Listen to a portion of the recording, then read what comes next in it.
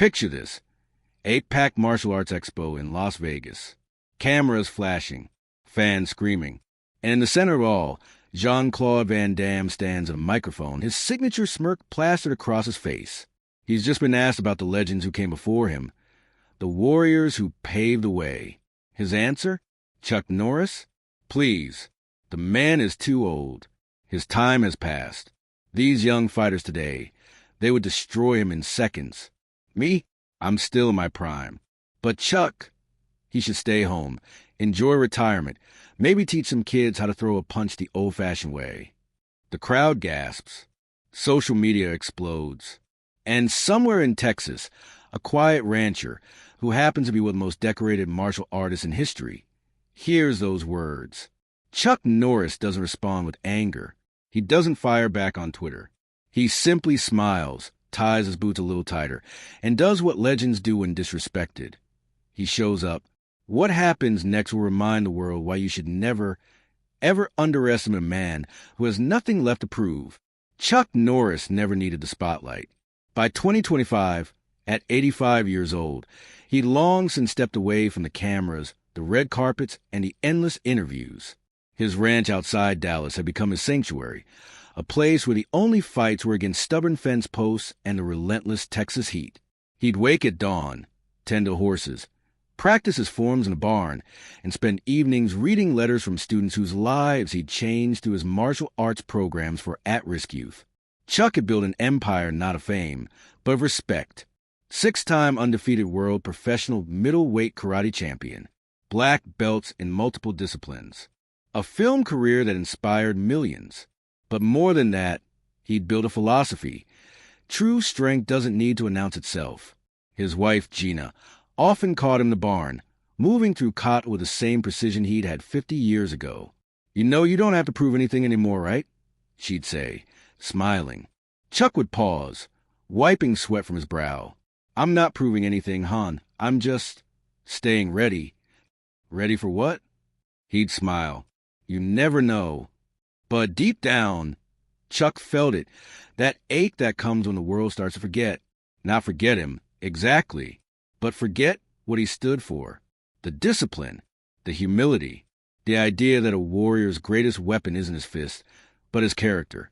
He'd seen the new generation of martial artists, flashy, loud, obsessed with social media clout and viral moments. And while he didn't judge them, everyone had their path. He worried that something essential was being lost. The why behind the what, the heart behind the kick.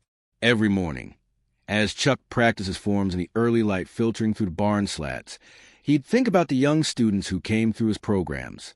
Many of them came from broken homes, from streets where violence was the only language they knew. He'd watch them transform, not because they learned how to fight better, but because they learned discipline, respect, and self-control. That was the real victory. That was the real power of martial arts. But lately, he'd noticed a shift. The younger instructors, influenced by social media culture, were focusing more on spectacular techniques than foundational principles, more interested in going viral than going deep. It troubled him, but he reminded himself that every generation finds its own way. And then came the Expo announcement, the International Martial Arts Summit in Las Vegas. A gathering of legends, champions, and rising stars. Chuck had been invited, of course, but he'd politely declined. Those events weren't his style anymore. Too much noise, too much ego. Jean-Claude Van Damme, however, he wouldn't miss it for the world. Van Damme had always been different from Chuck. Where Chuck was quiet, Van Damme was theatrical. Where Chuck let his record speak, Van Damme made sure everyone heard about his. And to be fair, Jean-Claude had earned his place in history. Blood sport, kickboxer, universal soldier. The man was an icon. His spinning kicks were poetry. His splits were legendary. But somewhere along the way, Van Damme had started to believe his own hype a little too much. The Las Vegas Expo was massive. 10,000 fans. Demonstrations from world champions. Panel discussions. And the main event, a Q&A with Van Damme himself, moderated by a famous sports journalist. Everything was going smoothly until someone in the crowd asked, Jean-Claude, Who do you think was the greatest martial artist actor of all time? Van Damme grinned. Well, I think you're looking at him. The crowd laughed. It was classic Van Damme, cocky but playful. But then the journalist pushed. What about the legends who came before you? Bruce Lee? Chucknorris? Van Damme's expression shifted. He leaned into the microphone, and his tone changed. Still charming, but with an edge. Bruce Lee, of course, was a god, untouchable. But Chucknorris... He paused for effect. Chuck is a great guy. I respect what he did. But let's be honest, his time has passed. The man is, 85? He's too old. If he stepped into a ring today, any young fighter would destroy him in seconds. Even me at my age, I'm still sharp, still training, still dangerous. But Chuck, he should stay home, enjoy retirement, maybe teach some kids the basics. But his era, it's over. The words hung in the air like a slap. The crowd went silent. Then came the murmurs, the gasps. Within minutes, the clip was everywhere. Twitter exploded. Instagram comments flooded in. Some defended Van Damme. He's just being real. Others were outraged. You don't disrespect a legend like that. But in Texas, Chucknorris wasn't online. He didn't see the clip until his grandson showed him the next morning. Grandpa, you gotta see this. Chuck watched the video once. His face didn't change. He simply nodded, handed the phone back, and returned to feeding the horses.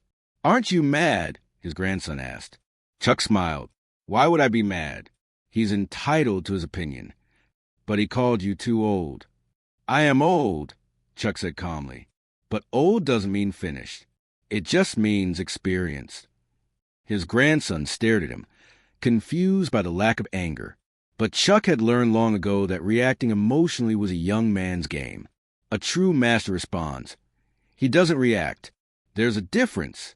Still, as Chuck went about his day, the words echoed in his mind, not because they hurt his pride, but because they represented something larger, a misunderstanding about what strength really means. Van Damme wasn't being malicious. Chuck realized. He was simply ignorant. And ignorance, left unchallenged, spreads like wildfire. That evening, Chuck sat on his porch with Gina, watching the sun set over the pasture. She could read him like a book after all these years together. You're thinking about it, she said softly. I'm thinking about what it represents, Chuck replied. It's not about me. It's about the message it sends to every person out there who's been told they're too old, too slow, past their prime. What does it say to the 60-year-old getting back into martial arts? Or the 70-year-old who still trains every day? That they should just give up? Gina took his hand. So, what are you going to do? Chuck squeezed her hand gently. I'm not sure yet, but if I do something, it needs to be worth doing. Not for revenge. For teaching. Within 48 hours, the story had spiraled. News outlets picked it up. YouTube channels dissected it. Podcasters debated it. And then, someone started a hashtag. Hashtag Chuck versus Van Damme. The speculation was wild. What if they fought? Who would win? Would Chuck even respond? Chuck didn't plan to. But then the calls started coming. Old friends. Former students. People who'd trained with him decades ago. All saying the same thing. You have to respond. You have to show them. One call, however, stood out. It was from Master Takahashi, Chuck's old Okinawan sensei, now 92 years old. Chuck-san, the old man's voice crackled through the phone. I saw the video. Yes, sensei. What will you do? Chuck paused. Nothing. Words are just words. But sometimes words reveal ignorance. And ignorance, when left unchallenged, becomes accepted truth. You taught me once that a master's responsibility is not just to himself, but to the art itself. Perhaps this young man needs a lesson.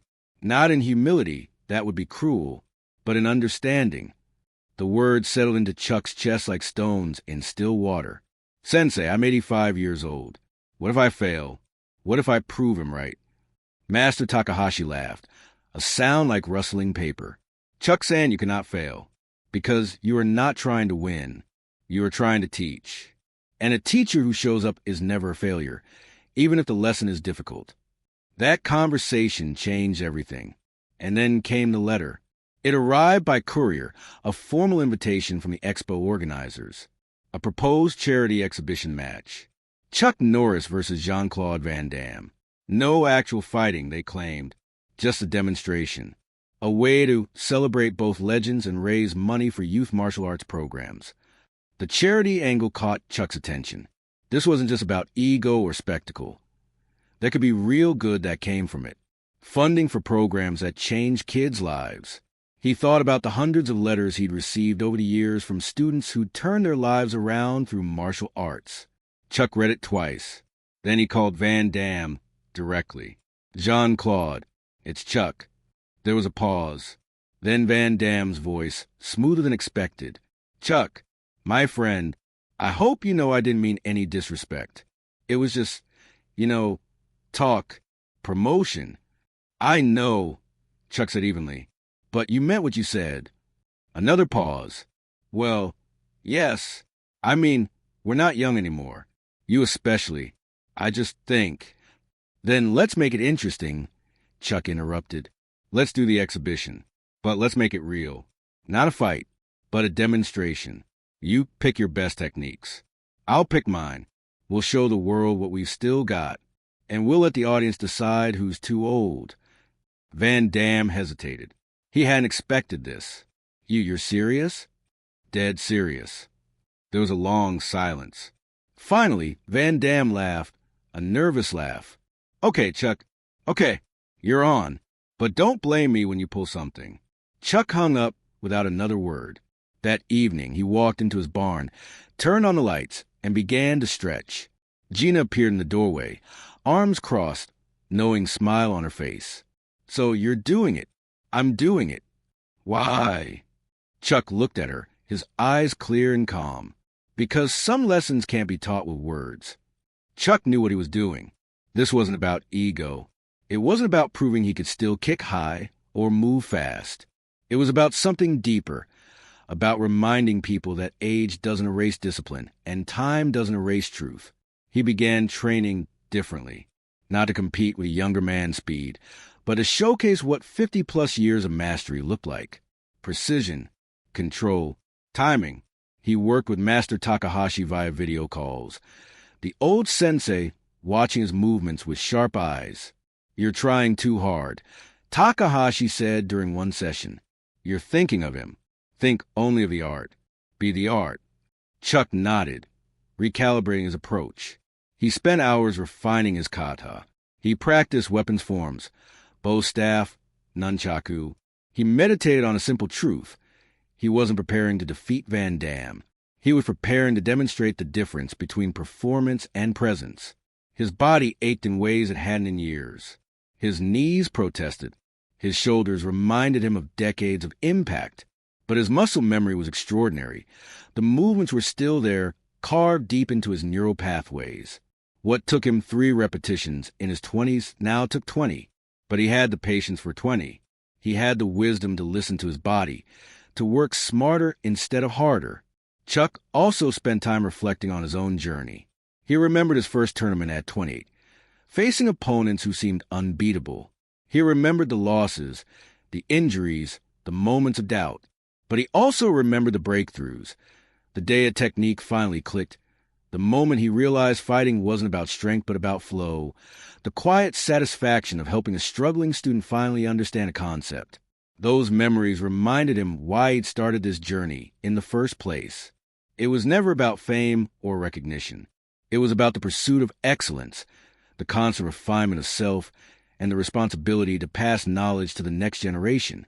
Meanwhile, Van Damme prepared like he was entering the Olympics.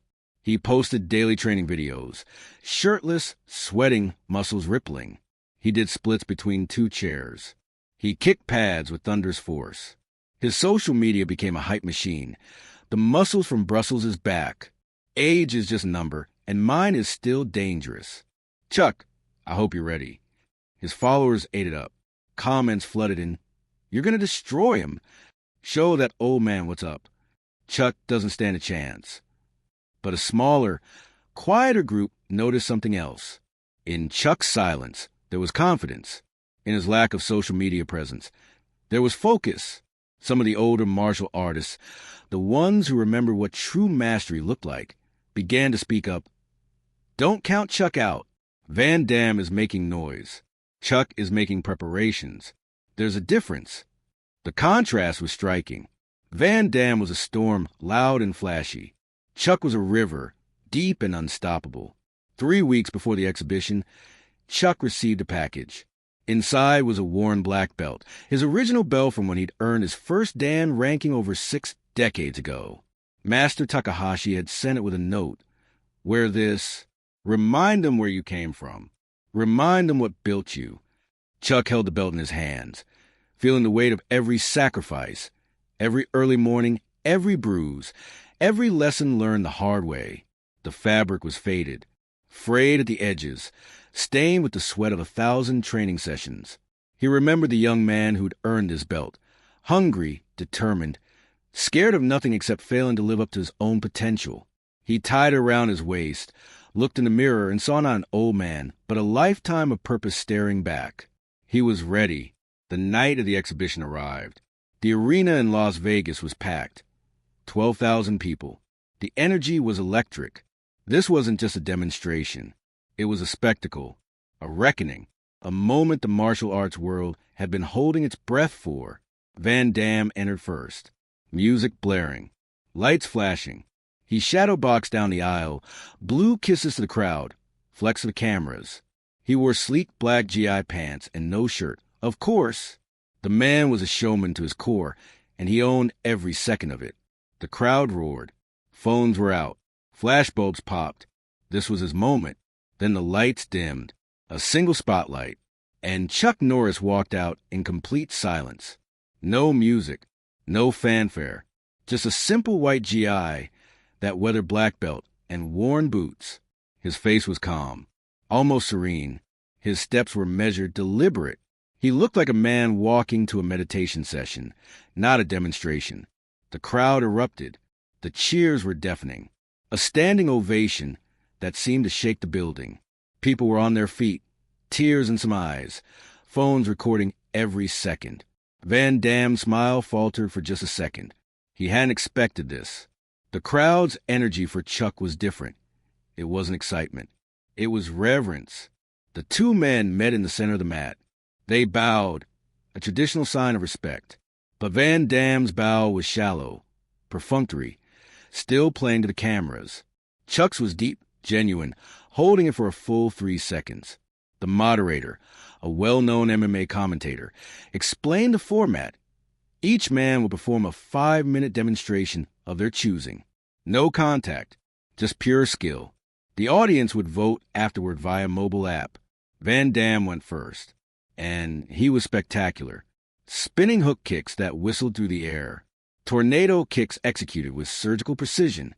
A full split into a punch combo that drew gasps. He moved like water, fluid, fast, explosive. Every muscle in his body seemed choreographed to perfection. He performed a jumping split kick that seemed to defy physics, landing in another split. The crowd went absolutely wild. Applause thundered through the arena. Van Damme stood, breathing hard, sweat glistening under the lights, and bowed dramatically. He'd given him a show, and they loved it. He looked at Chuck and winked, as if to say, "Top that, old man." Then it was Chuck's turn. He stepped to the center of the mat, closed his eyes for a moment, took a long, slow breath, and began. No flash, no flare, just pure, undeniable mastery. He started with a basic kata pinyin shodan, a form beginners learn. But the way he moved, every block was crisp as autumn air. Every strike landed with invisible power. His breathing was controlled, rhythmic, his balance perfect. There was no wasted movement, no showboating, just perfection in its simplest form. The crowd fell silent, mesmerized. He transitioned into weapons, a bow staff routine that was so precise, the staff hummed as it cut through the air. Each spin, each strike, each movement told a story of decades of refinement. This wasn't a performance. This was art. But then came the moment that changed everything. Chuck stopped. He looked directly at Van Damme, and he spoke, his voice amplified by his lapel mic, calm and clear. "Jean-Claude, join me." The crowd gasped.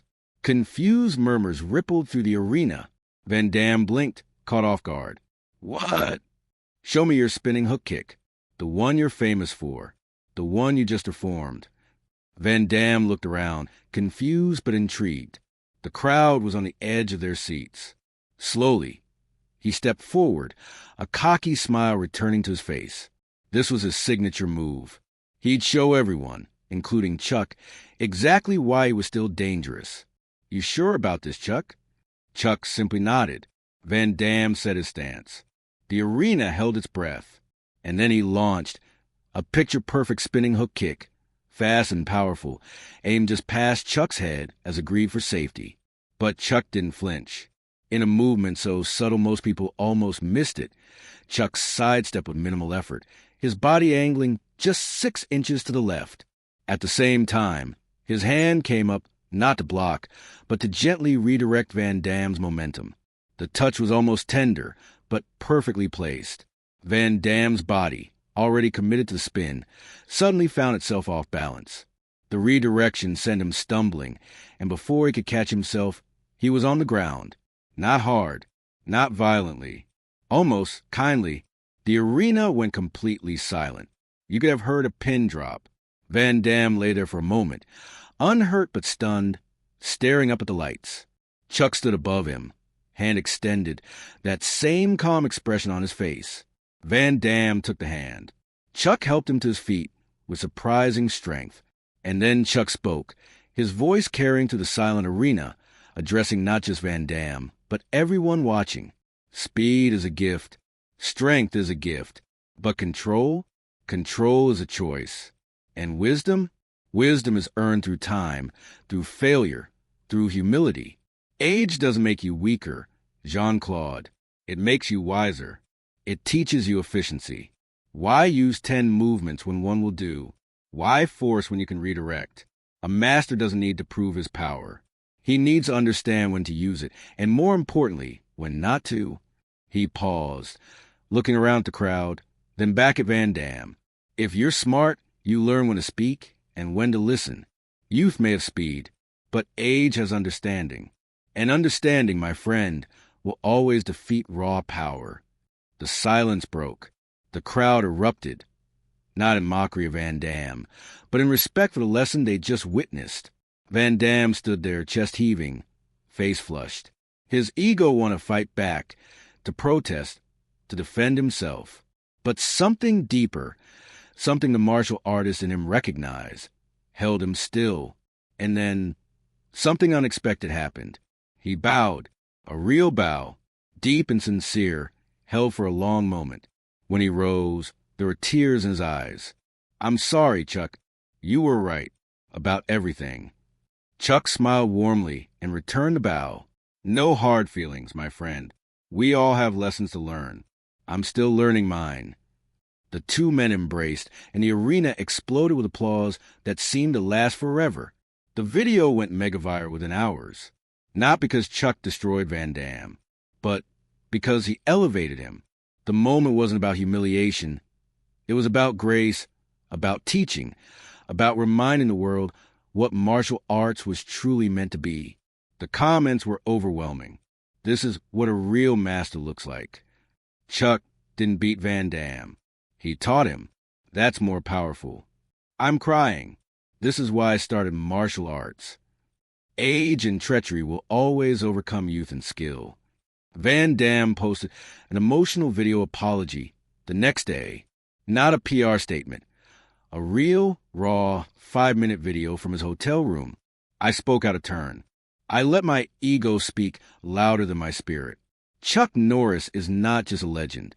He's a master, a true master. And I'm honored, truly honored, to have been on that mat with him and to have been taught a lesson I desperately needed. Age is just a number when your spirit is strong and your heart is humble. Chuck reminded me of that. He reminded all of us. I've spent so much time trying to prove I'm still relevant that I forgot what made me relevant in the first place. The art itself not the attention it brings. The response was immediate and positive. People respected Van Damme's vulnerability, his willingness to admit he was wrong. His follower count actually increased, but more importantly, the quality of engagement changed. People started asking him about philosophy, about technique, about the deeper aspects of martial arts. The two men became friends after that. Real friends. Van Damme visited Chuck's ranch 2 months later, where they trained together, not as rivals, but as brothers in the art. Chuck taught him some of the efficiency principles he'd learned, how to read an opponent's energy, how to use minimal force for maximum effect, how to find stillness in the chaos of combat. Van Damme, in turn, taught Chuck some modern conditioning techniques, flexibility routines that help with Chuck's aging joints, and they laughed together about the absurdity of ego. You know what I realized? Van Damme said one evening, sitting on Chuck's porch. I was so busy trying to stay young that I never learned how to age well. You've taught me that growing older can mean growing better, deeper, wiser. Chuck nodded. That's the secret nobody tells you. Youth is about building. Age is about refining. Both are essential. Both are beautiful. They even started a joint online series called Legends Training Legends, where they demonstrated techniques together and talked about the philosophy behind martial arts. It became one of the most watched martial arts channels on YouTube, inspiring a new generation to focus not just on flash, but on substance. The charity exhibition raised over $2 million for youth martial arts programs across the country. Chuck made sure every penny went to programs in underprivileged communities, places where kids needed discipline and hope more than trophies. So what's the lesson here? It's simple, really. Underestimating someone because of their age, their quietness, or their humility, that's not wisdom. That's arrogance wearing a confident mask. True legends don't need to shout. They don't need to post daily updates proving their worth. They don't need to tear others down to build themselves up. They've already done the work. They've already walked the path, stumbled, fallen, gotten back up, and learned what really matters. And when the moment calls for it, they step forward, not with anger, not with vengeance, but with grace and purpose. Chucknorris didn't embarrass Van Damme that night in Las Vegas. He taught him, because that's what real strength does. It doesn't dominate. It elevates. It doesn't crush. It guides. Real power is knowing you could destroy someone and choosing instead to build them up. The martial arts were never meant to be about who could kick the highest or punch the hardest. They were meant to forge character, to build discipline, to create warriors who fight not because they want to, but because they have to, and who know when not to fight at all. Think about the people in your own life, the quiet ones, the humble ones, the ones who don't need to broadcast every achievement, who don't need constant validation, who simply show up and do the work. Those are the people you should watch carefully. Those are the ones who, when pushed, will remind you what real strength looks like.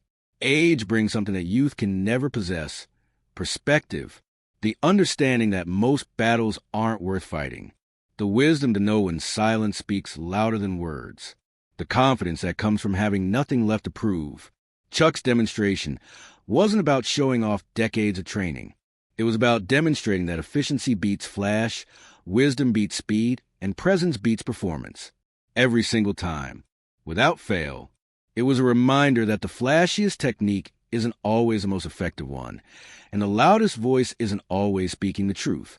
In a world obsessed with youth, with constant noise, with proving yourself every single day, Chucknorris reminded us that there's profound power in stillness, in patience, in the quiet confidence of someone who's already walked the path and has nothing left to prove to anyone, except perhaps to remind the world what true mastery actually looks like.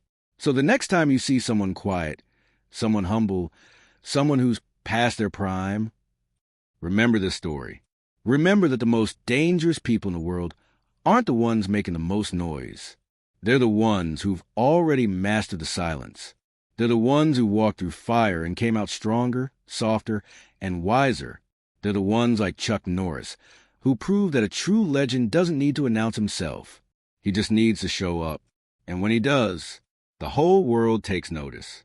Not because he demanded it, but because he earned it every single day. For decades, In silence,